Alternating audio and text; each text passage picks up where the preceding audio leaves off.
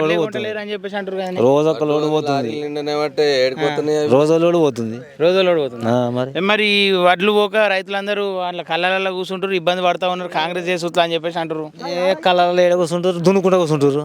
వడ్లు ఎండద్దా వడ్లు ఎండన్నా వద్దా వడ్లు తిందామని అట్లా. నువ్వు ఏం పంట వేసినావు మరి? వేసినా పోయినాయి. నీవేనా?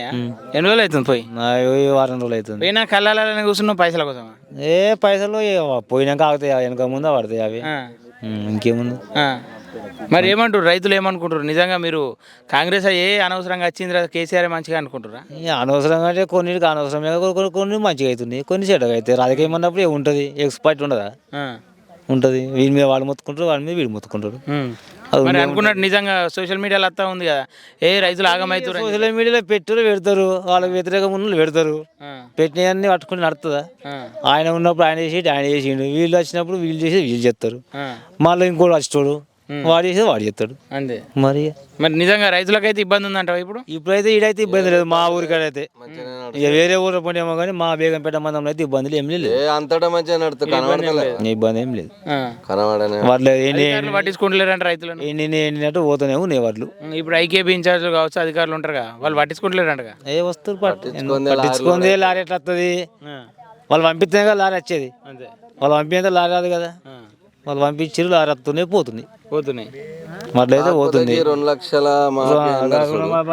అది కట్టిపించుకోరు కదా, కట్టిన వాళ్ళు జర ఇబ్బందితో కట్టిరు కాబట్టి వాళ్ళకు కూడా మాఫ్ చేయమను, వాళ్ళకు కూడా రైతు బంద్ వేయమను, అంతే. వేరే ఏం లేదు, అన్ని మంచిగానే ఉన్నాయి. అన్ని మంచిగా ఉన్నాయి కానీ 2 లక్షల ఒకటి రుణమాఫీ ప్లస్ రైతు బంధు పడాలి అంతే. ఈ బస్సులు ఫ్రీ పెట్టి అనవసరంగా పరిచయం చేసిండు, అది బస్సులు ఫ్రీ పెట్టేదే కాకుండా బస్సులు అంత అవసరం లేకుండా ఏం అవసరం ఉండే.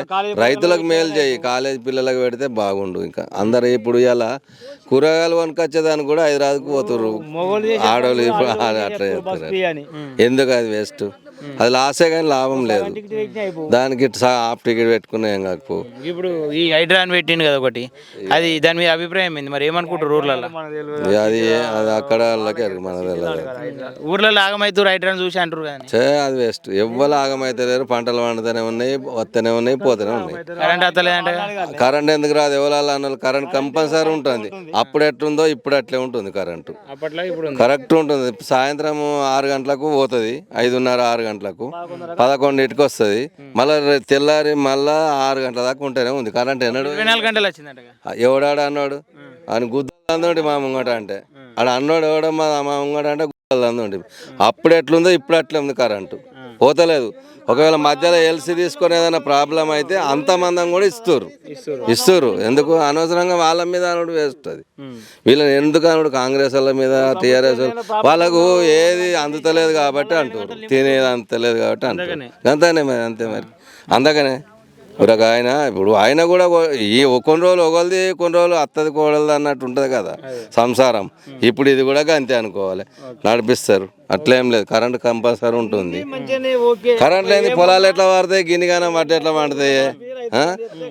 ఇప్పుడు ఈ ఊరందరికి వండిన అన్ని వడ్లు ఒక్కరికే వండుతున్నాయి ఇప్పుడు ఆ కాలం నుంచి అయినా, ఈ 10 ఏళ్ళ నుంచి అయినా కానీ అందరికి పంటలు మంచిగా వండుతున్నాయి, కరెంట్ మంచిగా ఉంటుంది, అన్ని మంచిగా ఉంటుంది. వేస్ట్ అనుడు ఆయన వాళ్ళని అనుడే వేస్ట్ మరి. రేవంత్ రెడ్డి కూడా ఆయన కంటే ఇప్పుడు కేసీఆర్ అన్న 25,000 15,000 గివి చేసి, కొన్ని రోజులు ఆగి, కొన్ని రోజులు 70,000 60,000 గివి చేసుకున్నాడు. ఈయన ఒక్కటేసారి మాలెస్క చేసిండు. బెటరే అది, అందరికి చేసిన ఒక్కసారే చేసిండు ఆయన. కానీ ఈ 2 లక్షల వాళ్ళు కట్టిరు కదా, వాళ్ళకి చేయమాను, ఈ రైతు బంద్ చేయమాను, ఇవైతే బెస్ట్. ఈ 2 ఎత్తే ఆయనకు డోకా లేదు రేవంత్ రెడ్డికి 10 ఏళ్ళ దాకా ఉంటారు మళ్ళీ.